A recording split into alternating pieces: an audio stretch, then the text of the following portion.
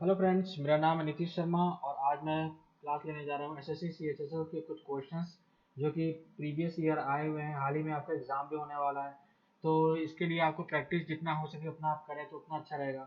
तो आप लोग वैसे भी प्रैक्टिस कर रहे होंगे, लेकिन मैं आपके लिए कुछ क्वेश्चंस लेकर आया हूँ जिससे आपको कुछ आइडिया हो जाएगी कैसे क्वेश्चन आते हैं और आप कैसे उस क्वेश्चन को अप्रोच कर सकते हैं।